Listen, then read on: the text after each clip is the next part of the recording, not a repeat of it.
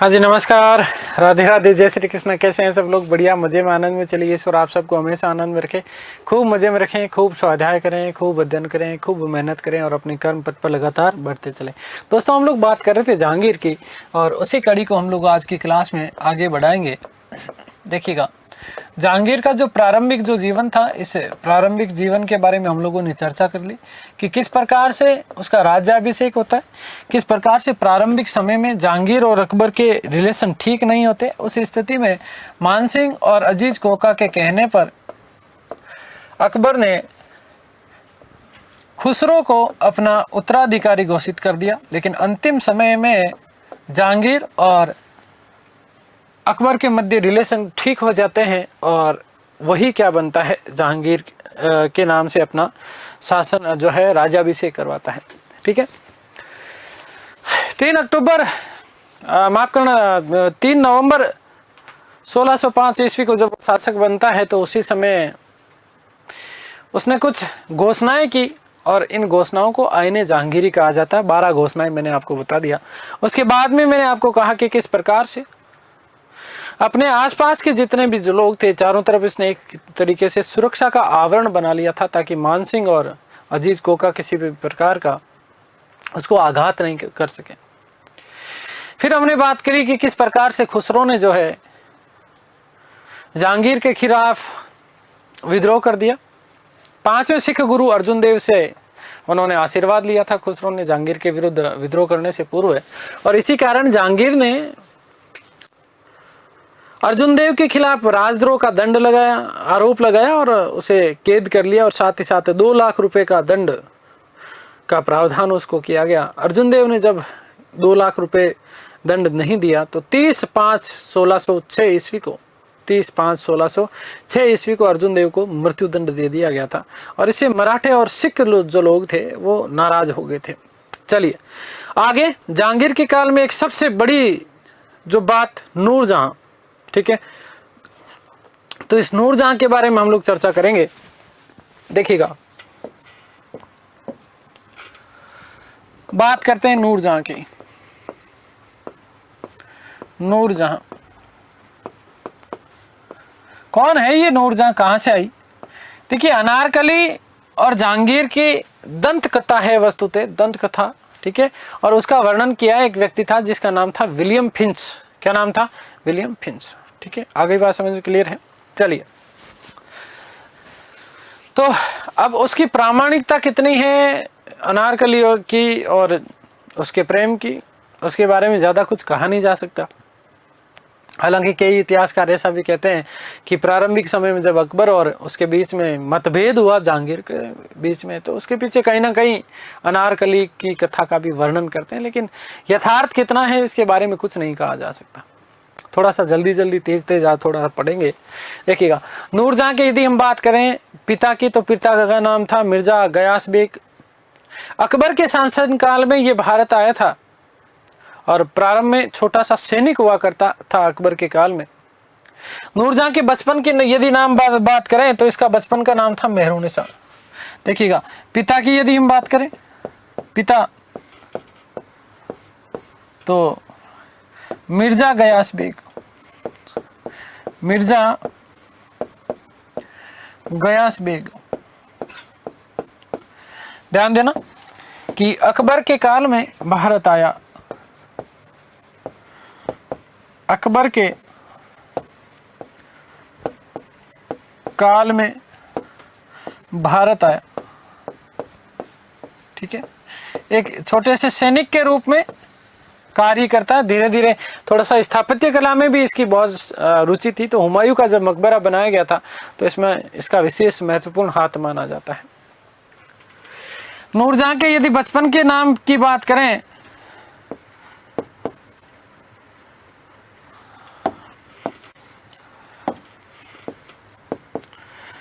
बचपन का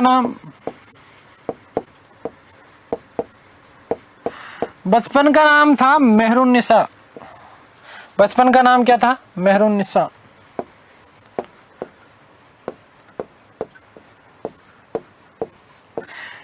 पूछा जा सकता है नूरजहां का बचपन का नाम मेहरुन्निसा था। याद रखना क्या नाम था? मेहरुन्निसा था।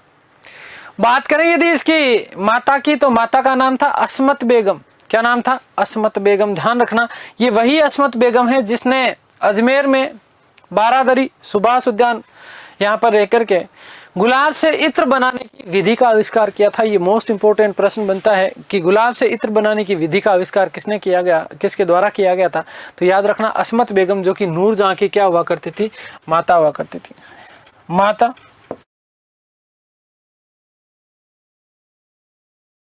नाम था अस्मत बेगम। माता का नाम क्या था? अस्मत बेगम। ध्यान रखना कि इसने अजमेर में गुलाब से इत्र, आपको पता होना चाहिए कि गुलाब की सबसे बड़ी मंडी है राजस्थान में, पुष्कर, ठीक है, गुलाब की, ठीक है। गुलाब से इत्र बनाने की विधि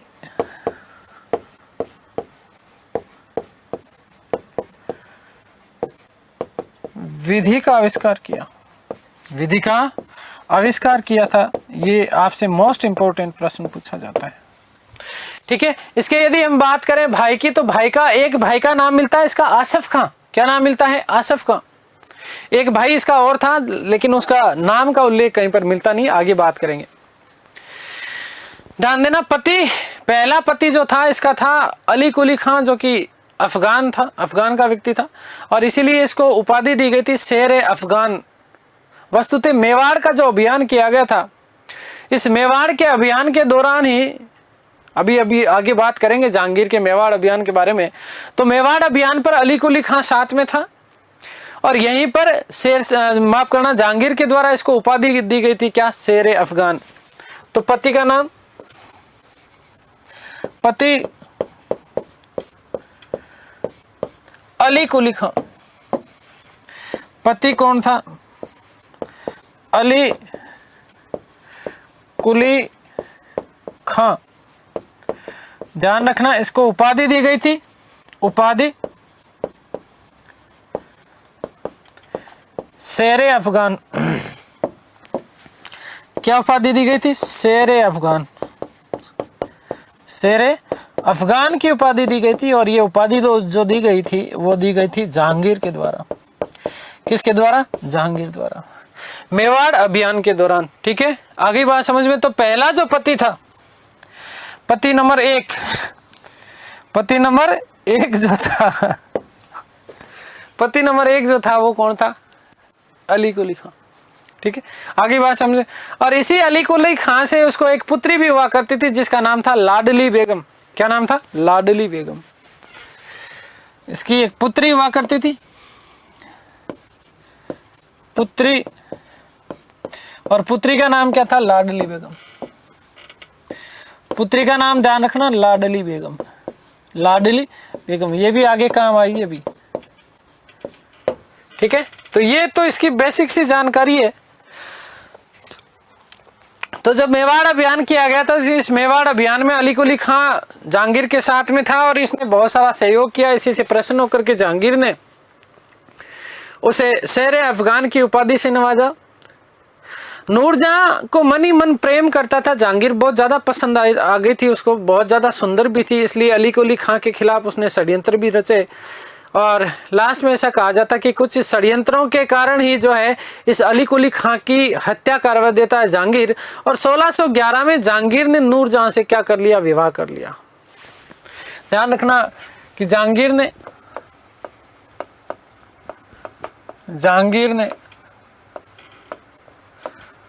1611 ईस्वी में नूरजहां से विवाह किया, नूरजहां से विवाह किया। आगे बात समझ में। 1611 में नूरजहां से क्या कर लेता? वो विवाह कर लेता। कौन कर लेता है? जहांगीर। अली कुली खां की मौत हो जाती है। अब जैसे नूरजहां से विवाह किया, तो नूरजहां ने क्या किया? ये विवाह कहाँ हुआ था आपके मन में आ रहा होगा। तो विवाह किया गया था आगरा में। कहां पर किया गया? आगरा में, ठीक है। कहां पर किया गया? आगरा में किया गया। आगे बात समझ में क्लियर है? तो ध्यान रखना कि जैसे ही इसके साथ में विवाह किया, बहुत ज्यादा सुंदर थी। बहुत ज्यादा सुंदर होने के साथ साथ में पहली बार शायद ऐसा अनमोल बेजोड़ संगम देखने को मिला कि ये सुंदर होने के साथ साथ जो है वो बहुत ज्यादा जो है विद्वान हुआ करती थी। विद्वान इट मीन्स सातिर, है ना, विद्वान नहीं कहेंगे, सातिर कहेंगे। किस प्रकार से सातिर थी? तो सबसे पहला काम तो इसने ये किया कि अपने बड़े भाई, अपने भाई आसिफ खान को उसने 6000 का मनसब प्रदान करवाया और साथ ही साथ उसे पीएम का पद भी दिलवा दिया, प्रधानमंत्री का पद भी दिलवा दिया। किसने? नूरजहां ने। इसी जहांगीर ने मेहरुन्निसा के स्थान पर इसको उपाधि दी थी, कौन सी? नूरजहां की। कौन सी? नूरजहां की। जब विवाह किया था तो इसे उपाधि दी थी, ध्यान रखना, कौन सी उपाधि दी थी? नूरजहां की। ठीक है, ये भी बात यहीं पे लिख देता हूं। जहांगीर ने नूर बहुत ज्यादा सुंदर थी इसलिए नूरजहां की उपाधि दी। नूरजहां की क्या दी? उपाधि दी। तो फंस गया जहांगीर, है ना, चुंगल में आ गया पूरी के पूरे तरीके से। धीरे धीरे इसने राजनीति में हस्तक्षेप करना प्रारंभ किया और जब ये हस्तक्षेप प्रारंभ किया तो जहांगीर ने कहा कि नूर मुझे कुछ नहीं चाहिए, मुझे बस एक प्याला शराब का दे दे और कुछ नहीं चाहिए, बाकी जो चाहिए वो तू खुद अपने आप करती रहे। मुझे एक प्याला शराब चाहिए, जो चाहिए वो मांग ले। आगे बात समझ में? बहुत ज्यादा उसके ऊपर जो है शिकंजा कस दिया था जहांगीर के ऊपर। इसलिए राजनीति में हस्तक्षेप करते करते इसने जहांगीर से राजकीय मोहर भी प्राप्त कर ली। अपने भाई आसिफ खान को 6000 का मनसब प्रदान किया और प्रधानमंत्री का पद भी दिलवा दिया। किसको? आसिफ खान को। आगे बात समझ में? अब देखिए, मात्र 1 साल में ये सारी की सारी चीजें कर ली है, ये सारी की सारी चीजें कर ली है। इस चीज को अब देखो, राजनीतिक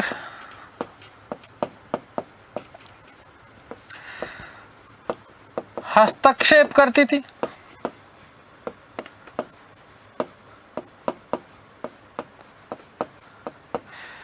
जहांगीर ने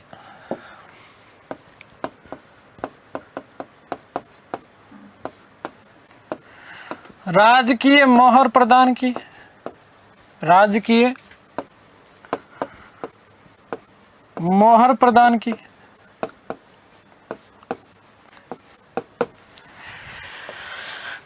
अपने भाई आसिफ खान को, अपने भाई आसिफ खान को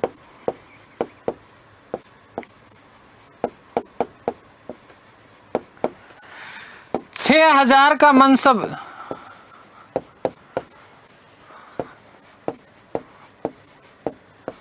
वे पीएम का पद प्रदान करवाया, पीएम का पद दिलाया। ठीक है, एक तो 6000 का मनसब और इस मनसब के साथ साथ उसने क्या करा, 6000 का मनसब के साथ में कौन सा पद दिला दिया? प्रधानमंत्री का पद दिला दिया। तो बात सर्वे सर्वा वाली हो गई। अब एक तरीके से देखो, जहांगीर तो इसके पूरा का पूरा पक्ष में हो ही गया। जहांगीर तो नूर के अलावा कुछ नहीं दिखता था, जहांगीर को इतना बावड़ा हो गया था जहांगीर। ठीक है, जहांगीर को नूर के अलावा कुछ भी नहीं दिखता। अब जहांगीर का बेटा जिसका नाम क्या है? खुर्रम। क्या नाम है? खुर्रम। बाप को पक्ष में कर लिया। खुसरो वैसे ही जेल में है, ठीक है ना, खुसरो वैसे ही जेल में है, तो बेटा बचा कौन? खुर्रम। इस आसिफ खान की एक पुत्री थी, ध्यान देना, आसिफ खान की पुत्री, ठीक है ना, आसिफ खान की पुत्री। और इस पुत्री का नाम क्या था? पुत्री का नाम ध्यान देना, अर्जुमंद बानो बेगम। अर्जुमंद बानो बेगम, बानो बेगम। इस अर्जुमंद बानो बेगम का विवाह का क्या किया इसने? विवाह किया। विवाह किसके साथ में? खुर्रम के साथ। किसके साथ विवाह कर दिया? खुर्रम के साथ विवाह कर दिया। अब ऐसा कहा जाता है कि ये अर्जुमंद बानो बेगम इतनी ज्यादा सुंदर थी कि पूछो मत, कितनी ज्यादा सुंदर थी। ये जब पानी पिया करती थी तो यहाँ से जब गले से पानी उतरता था तो वो भी दिखता था, इतनी ज्यादा सुंदर थी। और इसी की याद में, अर्जुमंद बानो बेगम की याद में, खुर्रम उर्फ शाहजहां ने एक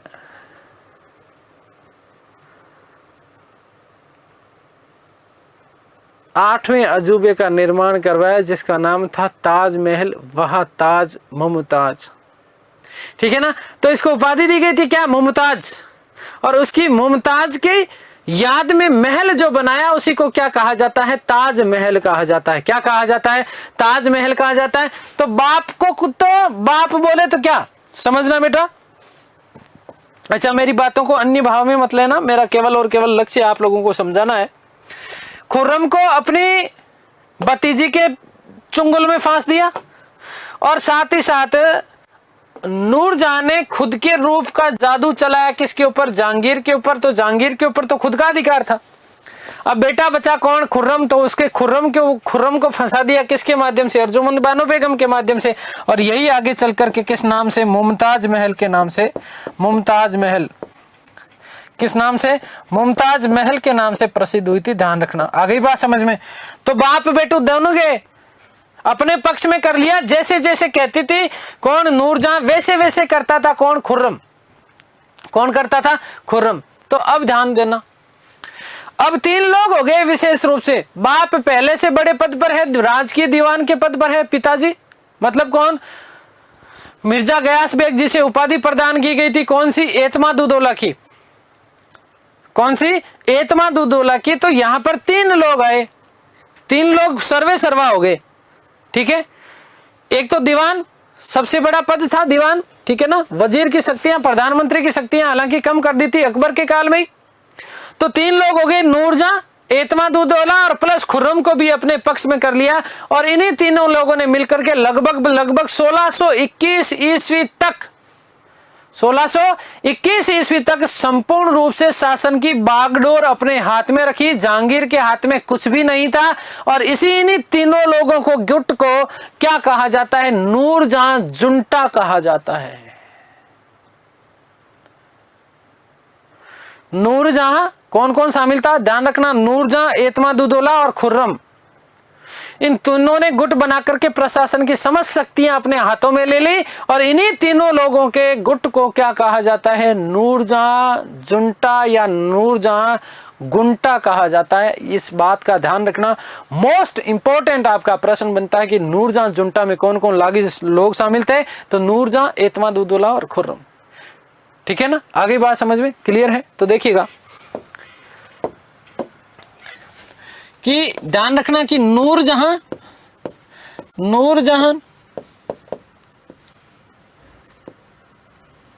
प्लस एतमादुद्दौला प्लस कौन आएगा? एतमादुद्दौला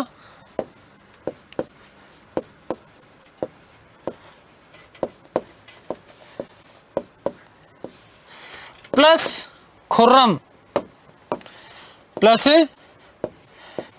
खुर्रम इजिकल टू क्या आएगा बेटा? नूरजहां जुंटा। इसी को क्या बोला जाता था? नूरजहां जुंटा। इसी को क्या कहा जाता था? नूरजहां जुंटा। तो ये प्रश्न आपसे पूछा जा सकता है कि नूरजहां जुंटा में कौन कौन लोग शामिल थे? तो ध्यान रखना, नूरजहां खुद, एतमादुद्दौला, खुर्रम बोले या शाहजहां एक ही है। ठीक है ना? तो ध्यान रखना कि प्रशासन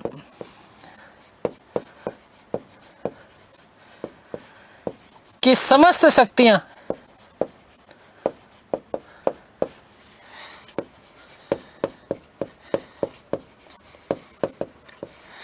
अपने हाथों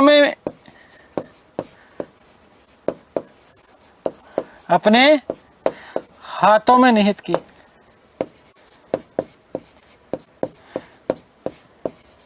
ठीक है, आगे बात समझ में क्लियर है ना? और इसी चीज को क्या कहा गया? नूरजहां जुंटा कहा गया। ये बात ध्यान रखना।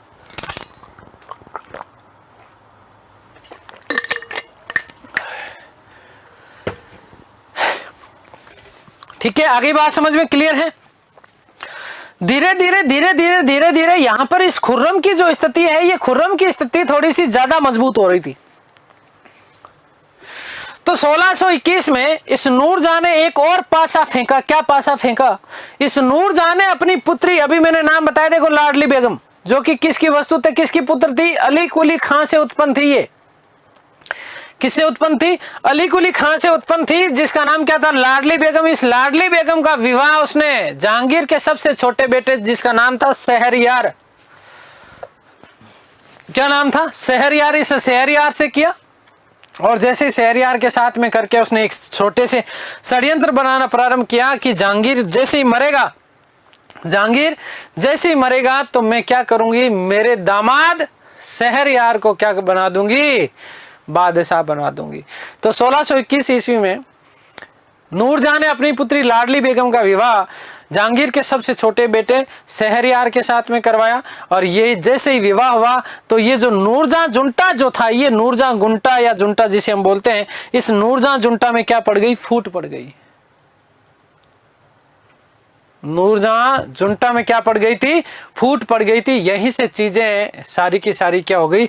बिखरने लग गई। बहुत सारी राजनीतिक षड्यंत्र होंगे, इस चीज का ध्यान रखेंगे, आगे हम बात करेंगे। कुछ और महत्वपूर्ण बातें मैं आप लोगों को बता देता हूं। क्या कि एक तो नूरजहां जो थी ना, वो श्रृंगार वस्त्र और आभूषण की बहुत बड़ी शौकिया हुआ करती थी, इसलिए श्रृंगार करती थी खूब जम के, और साथ ही साथ खूब आभूषण पहना करती थी। तो ये जो श्रृंगार वस्त्र और आभूषण, छोटे छोटे वस्त्र पहनना जो फैशन जो चली ना, वो नूरजहां की देन है। किसकी देन है? नूरजहां की देन है। तो श्रृंगार वस्त्र और आभूषण की नई फैशन चलाई गई थी, किसके द्वारा? ध्यान रखना, नूरजहां के द्वारा। दूसरा, जब जहांगीर की मृत्यु हुई तो जहांगीर की मृत्यु के बाद में शाहजहां ने नूरजहां को 2 लाख रुपए सालाना पेंशन देकर के लाहौर भेज दिया था। 1645 ईस्वी में नूरजहां की क्या हो जाती है? मृत्यु हो जाती है। और मृत्यु होने के बाद में नूरजहां के द्वारा बनाए गए जहांगीर के मकबरे के समीप ही उसे दफना दिया गया। अब मोस्ट इंपोर्टेंट प्रश्न सुनो, ऐसा कौन कौन से मुगल बादशाह हैं जिनके मकबरे भारत से बाहर हैं? तो आप लोगों को ध्यान देना है बेटा। एक तो आपका हो जाएगा किसका? बाबर का। किसका हो जाएगा? बाबर का मकबरा कहां पर है? काबुल में है। और दूसरा यदि हम बात करें जहांगीर का, तो जहांगीर का मकबरा भी कहां पर है? लाहौर में है, रावी नदी शहादरा नामक स्थान पर है। तो ये चीज आप लोगों को विशेष रूप से ध्यान रखनी है। आगे बात समझ में क्लियर है? तो देखिएगा कि 1621 में नूरजहां ने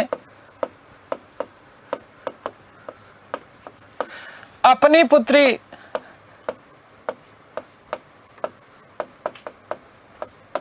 लाडली बेगम का विवाह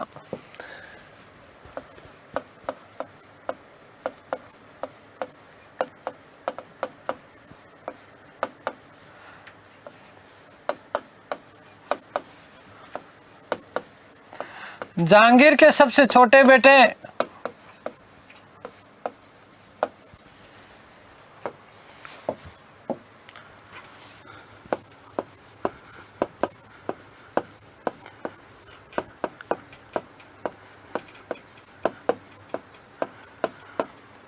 शहरयार के साथ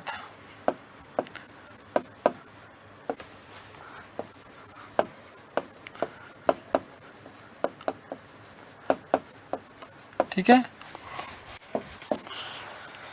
और इसी के साथ नूरजहां गुंटा में या नूरजहां जुंटा में नूरजहां जुंटा में फूट पड़ी और नूरजहां जुंटा हो गया आपका क्या हुआ? समाप्त हुआ। उसके पीछे कारण मैंने बताया कि वो शहरयार को क्या बनाना चाहती थी? बादशाह बनाना चाहती थी। किसकी मृत्यु के बाद में? जहांगीर की मृत्यु के बाद में। उनको पता था कि जहांगीर ज्यादा जिएगा नहीं, है ना, ढोल भर भर के दारू पिया करता था, शराब पिया करता था, तो उसको पता है कि लीवर कब तक काम करेंगे, बहुत जल्दी मर जाएगा। बीमार रहना स्टार्ट हो गया था। कौन? जहांगीर। ठीक है, देखना अन्य तथ्य।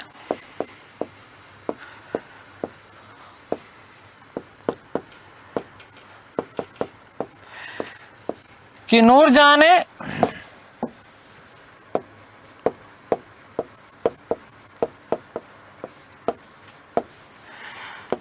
श्रृंगार वस्त्र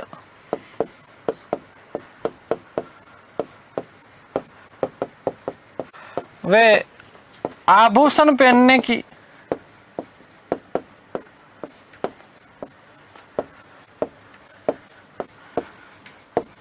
फैशन चलाई।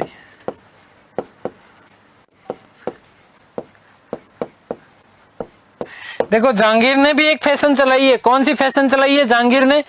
पुरुष कानों में बाली जो पहनते हैं ना, लौंग जिसको बोलते हैं स्थानीय भाषा में राजस्थान में, ये लौंग पहन लिए। वो फैशन किसकी देन है? जहांगीर की देन है। वो जहांगीर ने पहनना प्रारंभ किया था सबसे पहले। आगे बात समझे? ठीक है, क्लियर। महिलाएं जो बड़े बड़े गहने जो पहनती थी, श्रृंगार वस्त्र जो पहनती थी, छोटे जो वस्त्र थे होते थे, तो ये जो फैशन चलाई थी वो किसने चलाई थी? नूरजहां ने। इत्र लगाना, ठीक है ना, ये किसकी देन थी? अस्मत बेगम की। किसकी बात थी? अस्मत बेगम की। दूसरी बात कि जहांगीर की मृत्यु के बाद,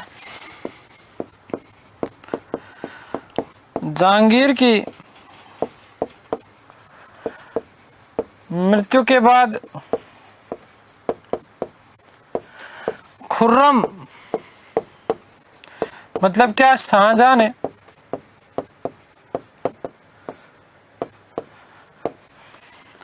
नूर को 2 लाख रुपए सालाना पेंशन देकर के 2 लाख सालाना पेंशन देकर के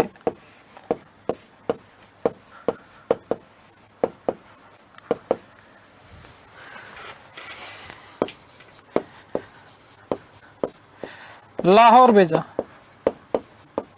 लाहौर भेजा। और लाहौर में 1645 ईस्वी में मृत्यु हुई।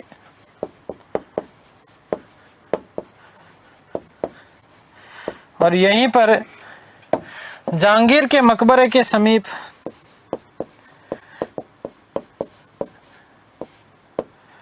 जहांगीर के मकबरे के समीप दफनाया गया। ठीक है, ध्यान रखना, जहांगीर का मकबरा भी किसने बनवाया था? नूरजहां ने। और अपने पिता एतमादुद्दौला की याद में भी इसने क्या बनाया था? मकबरा बनवाया था। आगे बात समझ में क्लियर हो गई बात? तो ये सारी की सारी बातें आप लोग याद रखना। हो गई बात? चलिएगा साहब।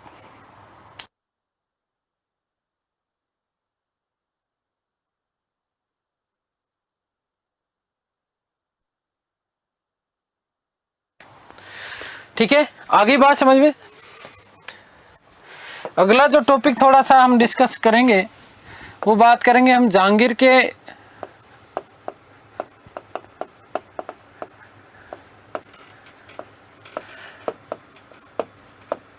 प्रमुख अभियान। देखो, अकबर की सबसे बड़ी चाह थी, और सबसे बड़ी चाह क्या थी कि साहब मेवाड़ के ऊपर आक्रमण करके और उसको क्या करना है? उसके ऊपर अधिकार करना है। तो अकबर तो जीते जी तो कभी मेवाड़ के ऊपर आक्रमण कर ही नहीं पाया, माफ करना, विजय प्राप्त नहीं कर पाया। लेकिन जहांगीर ने उसकी इस इच्छा को पूरा किया। ध्यान देना, जहांगीर जैसे शासक बना, शासक बनने के बाद में उसने लगातार, एक तरीके से बात करें तो 4 बार, कितनी बार? 4 बार मेवाड़ के ऊपर आक्रमण भेजे, अभियान भेजे मेवाड़ के ऊपर। पहला आक्रमण उसने भेजा 1605 ईस्वी में। जहांगीर का एक पुत्र था जिसका नाम था परवेज। इस परवेज की सेनापतित्व में सबसे पहले 1605 ईस्वी में मेवाड़ का आक्रमण भेजा गया। उसके बाद भेजा गया 1608 ईस्वी में, और 1608 ईस्वी में जो व्यक्ति था उसका नाम था महावत खां। क्या नाम था, मावत का।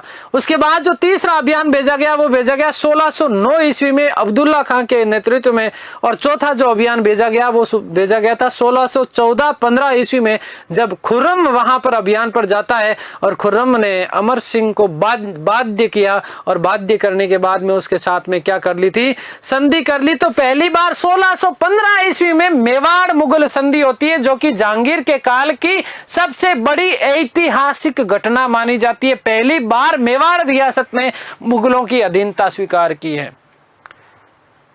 देखिएगा, मेवाड़ अभियान,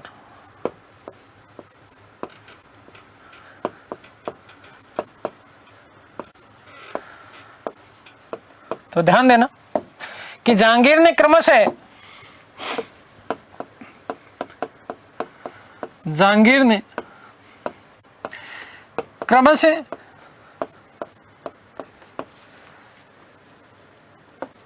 चार अभियान भेजे।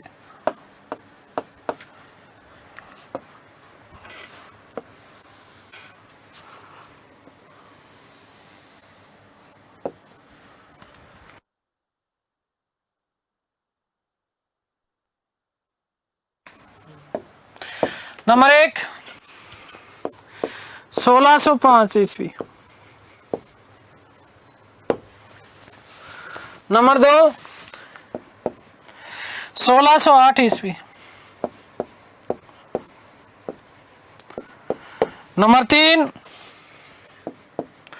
1609 ईस्वी,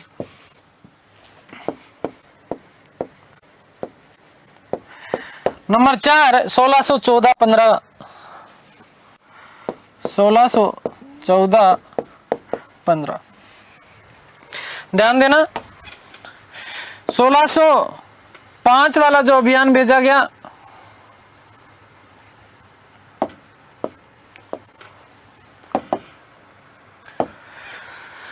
1605 का जो अभियान भेजा गया उसमें था परवेज। ध्यान रखना, ये परवेज जो था वो जहांगीर का पुत्र था।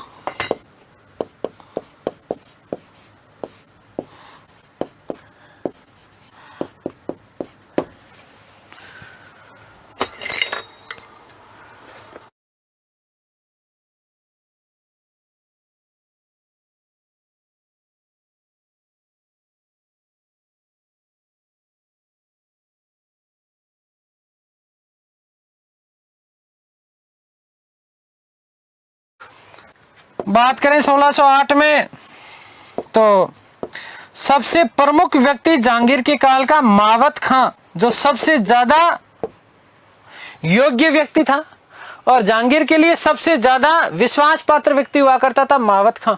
आ गई बात समझ में, क्लियर है? बात करें 1609 के अभियान की, तो भेजा गया था अब्दुल्ला खां को। किसको? अब्दुल्ला खां।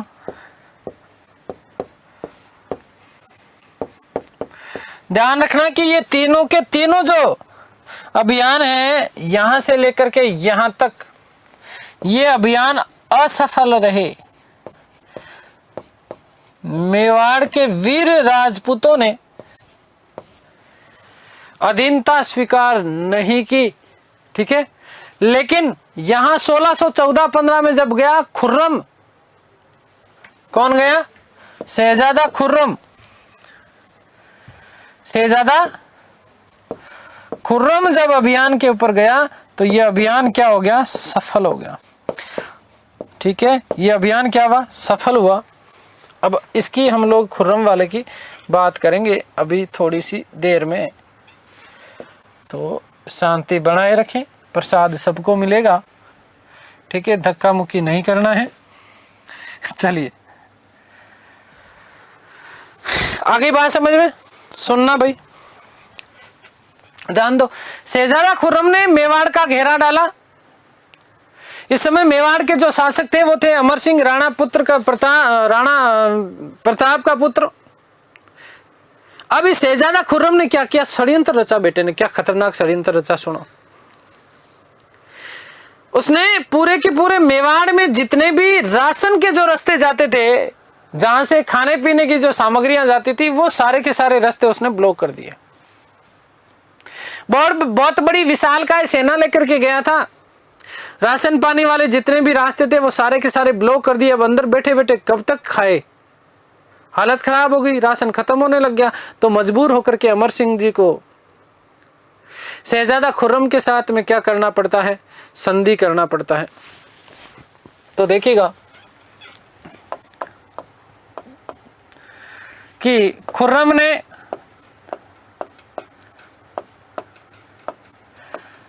मेवाड़ का घेरा डाला,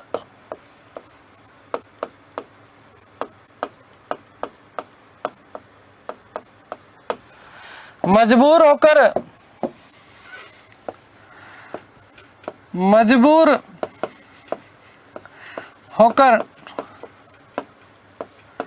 राणा अमर सिंह ने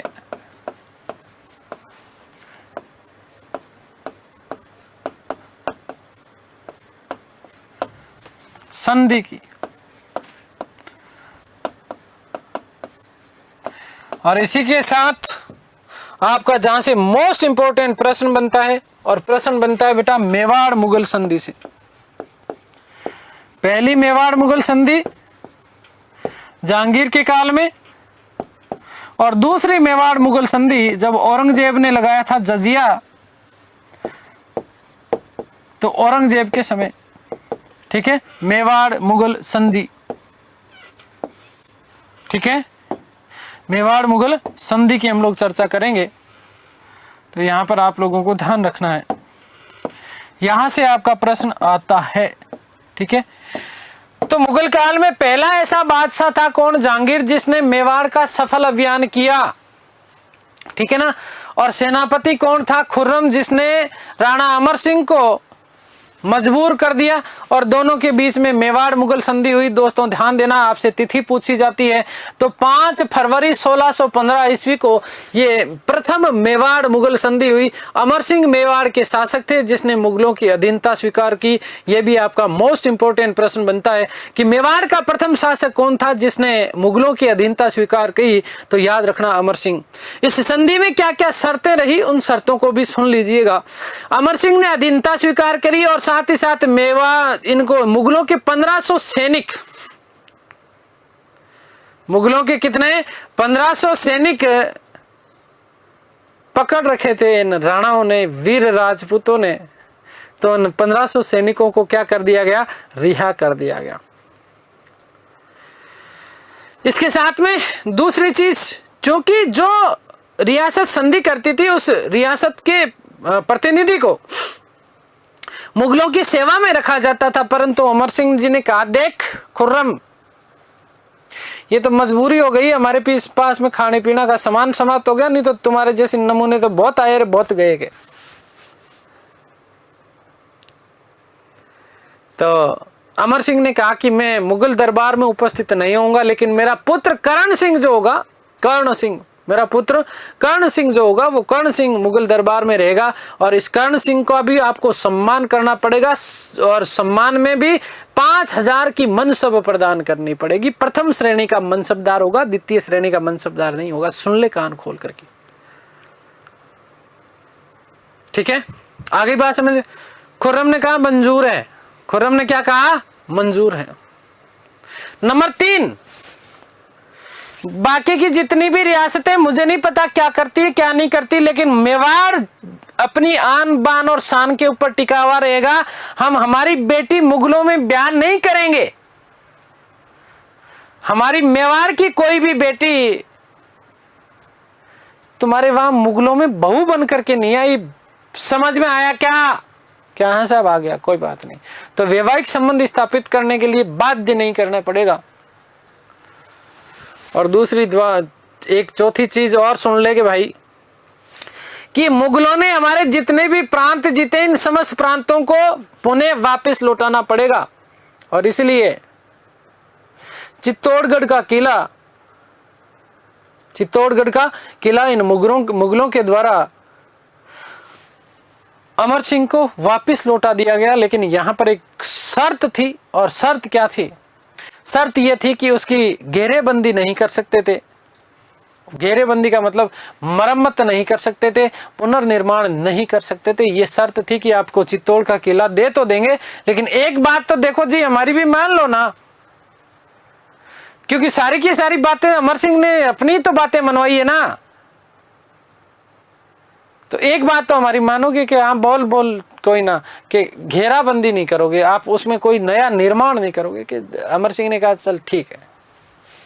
ध्यान रखना, मेवाड़ मुगल संधि अकबर के द्वारा प्रारंभ 1562 में जो मेवाड़ मुगल राजपूत जो संबंध था, इस मुगल राजपूत संबंधों का चरमोत्कर्ष माना जाता है, क्योंकि इसी के साथ में राजपूताने के संपूर्ण जितनी भी रियासतें थी, ये रियासतें मुगलों के अधीन आ गई थी।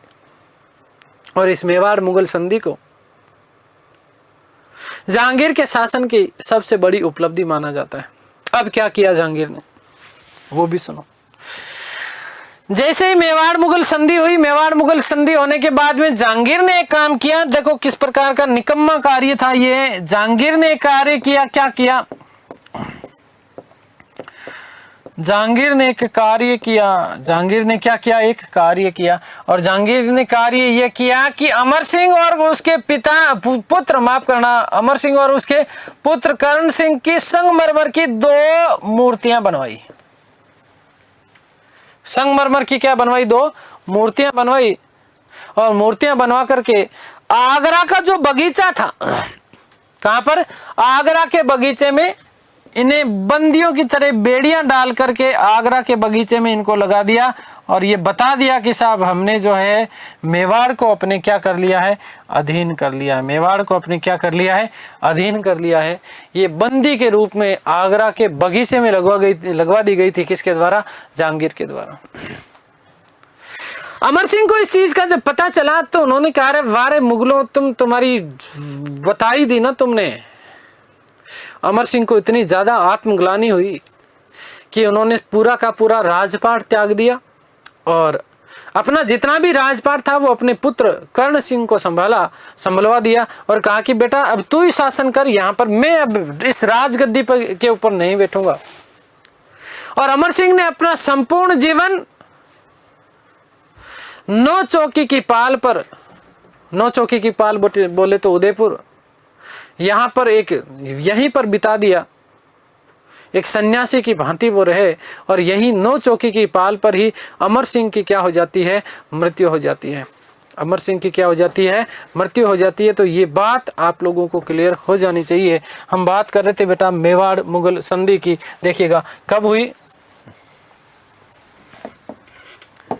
तो 5 फरवरी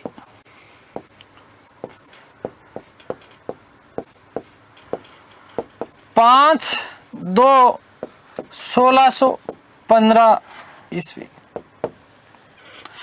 शर्तें देख लेते हैं, यहां से प्रश्न आता आपका, मेवाड़ मुगल संधि की क्या क्या शर्तें थी।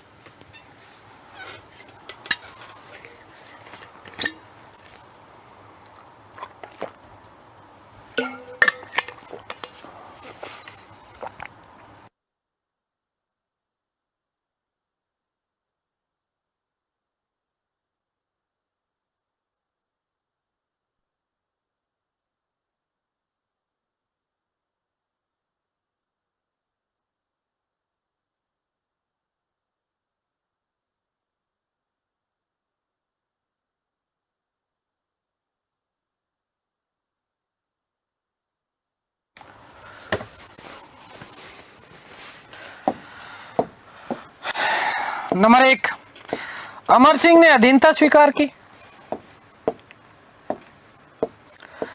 अमर सिंह ने अधीनता स्वीकार की।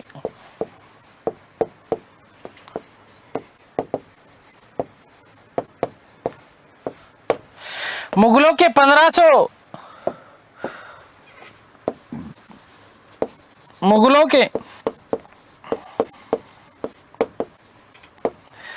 1500 बंदी रिहा किए।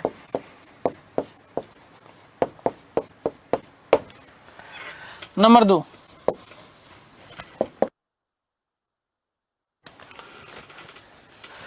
अमर सिंह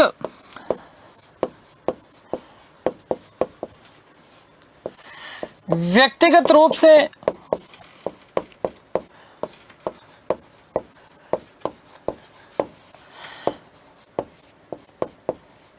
मुगल दरबार में उपस्थित नहीं होगा।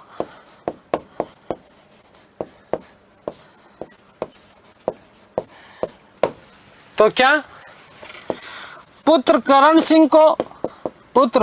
सिंह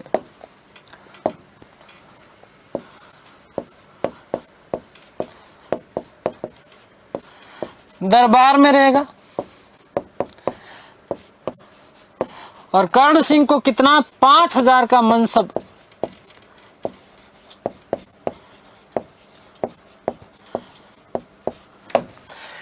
$5000 का मनसब प्रदान किया जाएगा। अगली बात समझ में क्लियर है? मुगलों के साथ पॉइंट नंबर 3, मुगलों के साथ वैवाहिक संबंध स्थापित करने पर बाध्य नहीं किया जाएगा। वैवाहिक संबंध स्थापित नहीं किया जाएगा।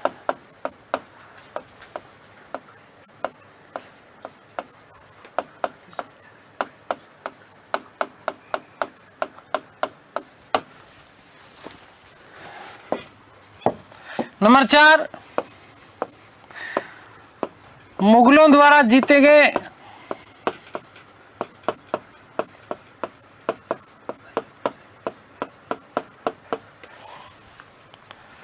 क्षेत्र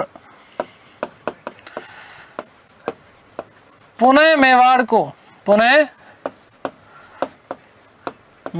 को, तो ध्यान रखना कि चित्तौड़ का किला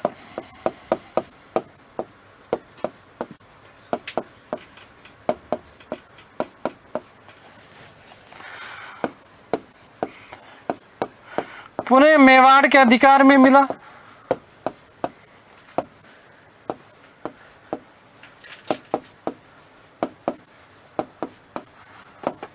परंतु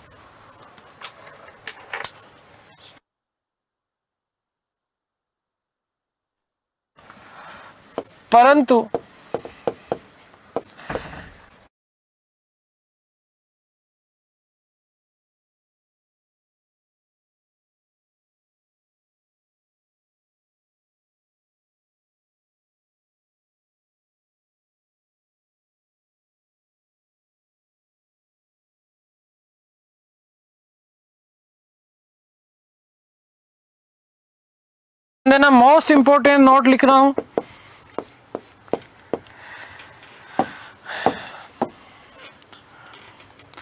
कि मेवाड़ मुगल संधि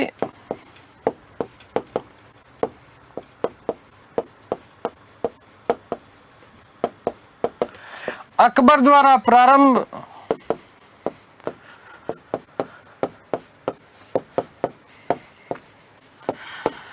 1562 मुगल राजपूत संबंधों का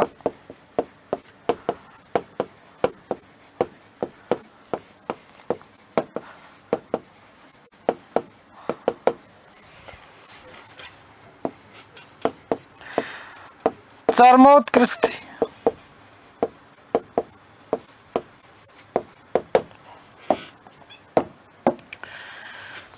नेक्स्ट,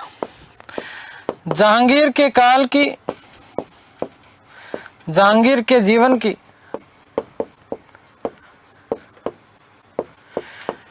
सबसे बड़ी उपलब्धि मानी जाती है।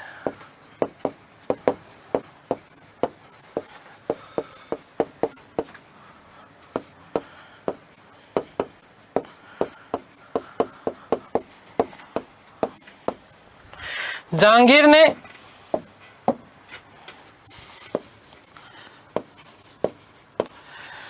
अमर सिंह व करण सिंह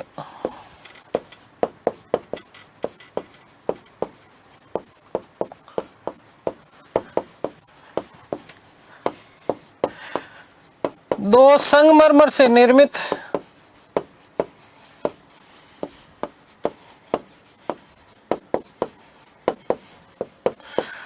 बंदी के रूप में मूर्तियां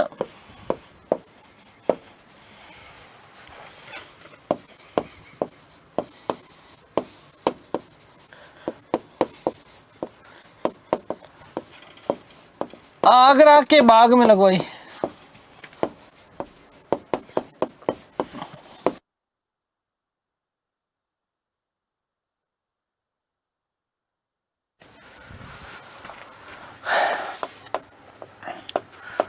अमर सिंह ने आत्मग्लानि के कारण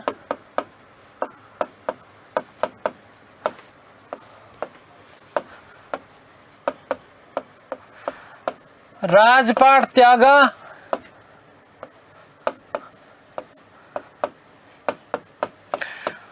पूरा जीवन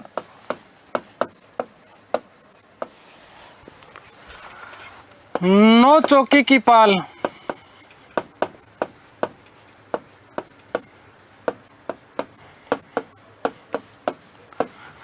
बिताया और यहीं पर इनकी क्या हो जाती है, यहीं पर मृत्यु।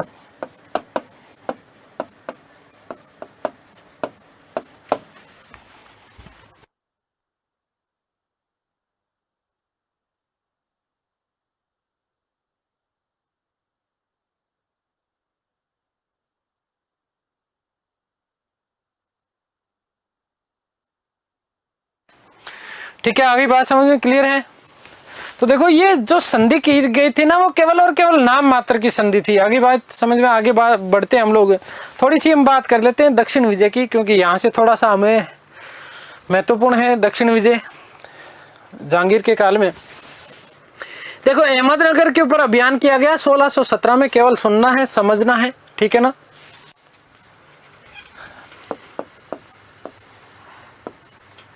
दक्षिण भारत अभियान,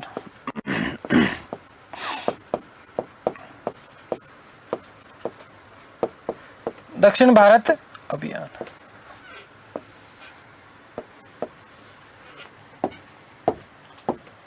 सबसे पहले हम बात करें नंबर 1,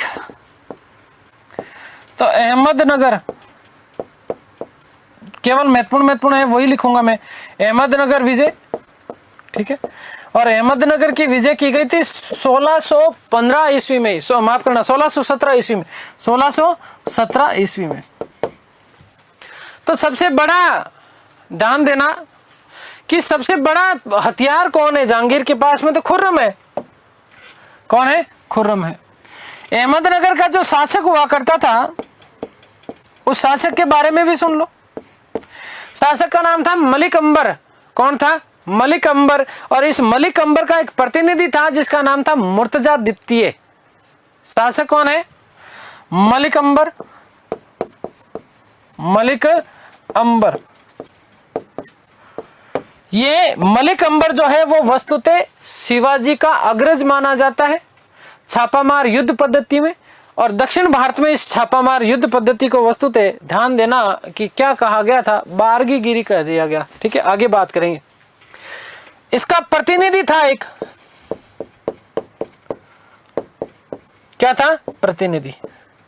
और इस प्रतिनिधि का भी नाम ध्यान रखना, वस्तुतः मलिक अंबर को पराजित नहीं किया है, इसके प्रतिनिधि को पराजित किया जिसका नाम क्या है? मुर्तजा द्वितीय, मुर्तजा सेकंड। ध्यान देना कि जहांगीर ने खुर्रम को अभियान पर भेजा, खुर्रम को अभियान पर भेजा।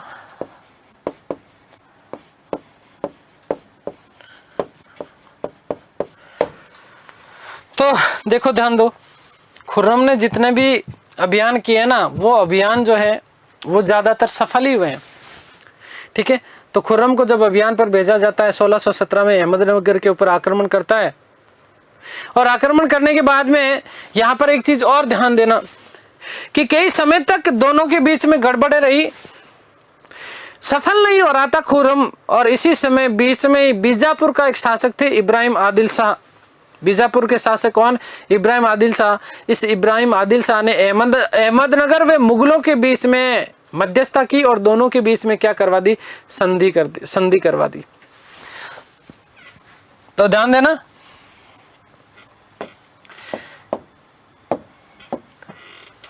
कि बीजापुर के शासक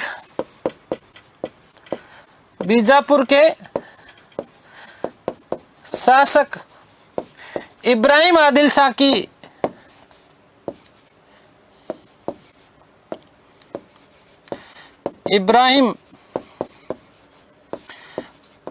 शाह की सहायता से, आदिल शाह की मध्यस्थता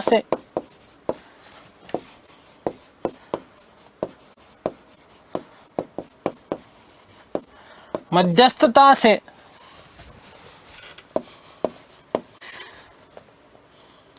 अहमदनगर वे मुगलों में संधि हुई।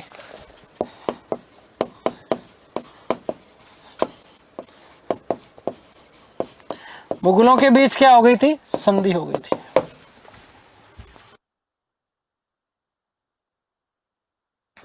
क्या संधि थी, केवल सुन लो, आपके परीक्षा के दृष्टिकोण से आपके लिए महत्वपूर्ण नहीं है, लेकिन फिर भी सुन लो। एक तो बालाघाट और अहमदनगर का जो किला था, ये किला दोनों का दोनों मुगलों को दे दिया गया।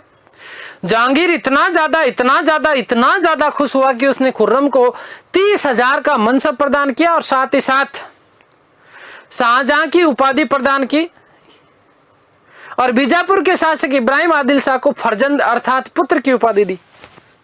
ठीक है, तो जहांगीर ने खुश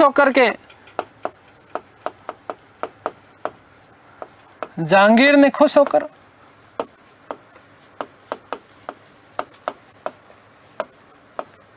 खुर्रम को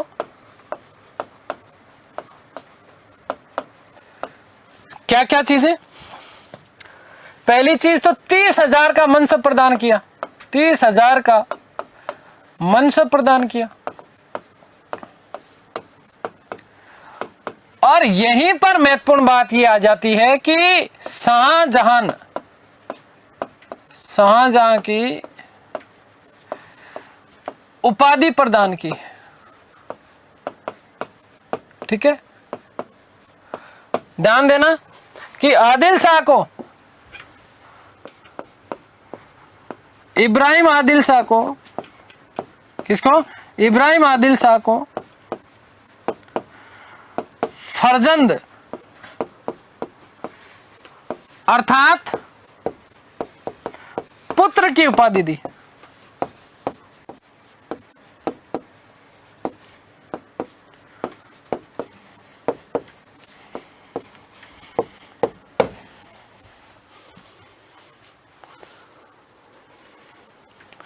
ध्यान देना, मलिक अंबर ने बीजापुर और गोलकुंडा की सहायता से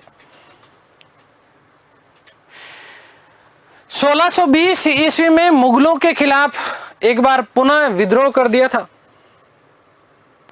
पुनः क्या कर दिया, विद्रोह कर दिया। जहांगीर ने इस विद्रोह को दबाने के लिए 1620 में फिर से खुर्रम को भेजा। एक बार फिर संधि हो गई और संधि के बाद में अहमदनगर, बीजापुर और गोलकुंडा, ये तीनों के तीनों प्रांत मुगलों को दे दी गई। मुगलों ने इसके बदले में 12 लाख अहमदनगर के लिए, बीजापुर 18 लाख और गोलकुंडा 20 लाख, इतना पैसा दिया किसने, मुगलों ने। जबरदस्त जल्दी जो है ये सारी की सारी चीजें खुर्रम निपटा के आ गया था, क्योंकि इधर षड्यंत्र चल रहे थे 1620-21 के आसपास। नूरजहां के, मैंने आपको बताया था कि शाहजहां ने शहरयार का विवाह कर दिया था अपनी पुत्री लाडली बेगम के साथ में। आगे बात समझ में, देखिएगा, कांगड़ा विजय।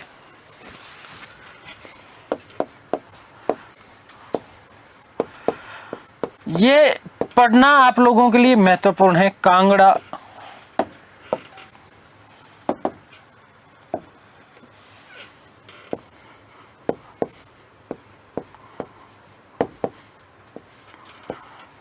विजय,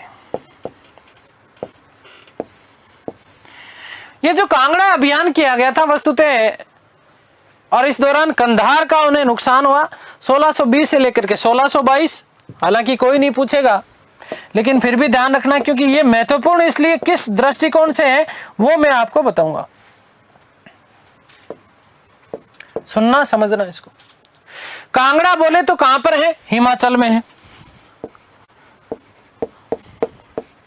तो ध्यान रखना कहां पर है कांगड़ा? हिमाचल।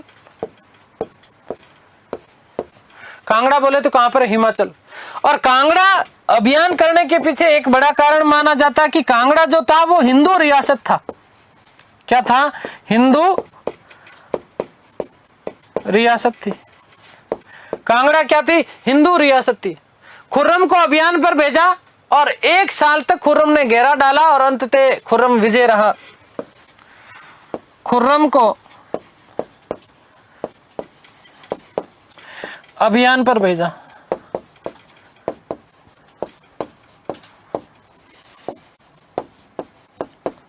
और ये क्या हुआ? सफल हुआ। ये क्या हुआ? सफल हुआ। आगे बात समझ क्लियर है? आगे बात समझ में। अब ये सबसे बड़ी बात क्या, इस कांगड़ा विजय का उत्सव जहांगीर ने गायों को कटा करके मनवाया, और न केवल गायों को कटवाया अपितु जब कांगड़ा के ऊपर विजय प्राप्त की गई थी तो कांगड़ा के जो हिंदू थे, इन हिंदुओं के साथ में इन निकम्मे लोगों ने अमानवीय व्यवहार किया और इसीलिए इस कांगड़ा विजय को धार्मिक असहिष्णुता का प्रतीक माना जाता है और साथ ही साथ ये कांगड़ा विजय जहांगीर के माथे का कलंक माना जाता है। देखिएगा कि कांगड़ा विजय के बाद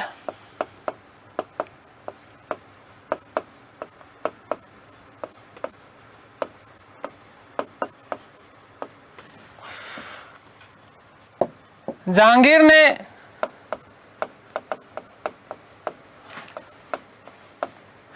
वहां के हिंदुओं के साथ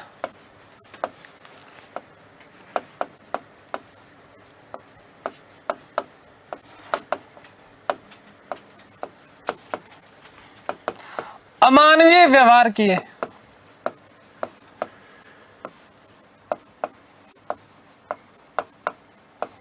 ठीक है।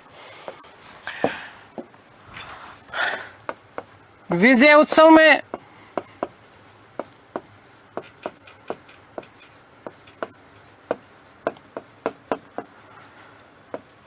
गायों को कटवाया।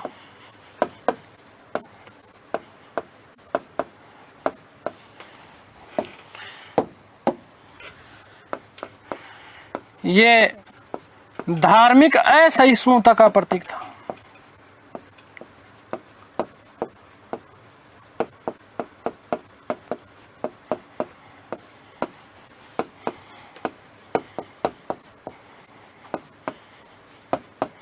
इस विजय को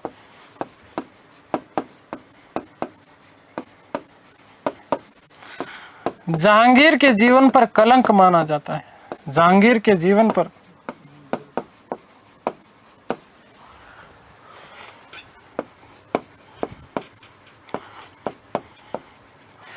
कलंक माना जाता है।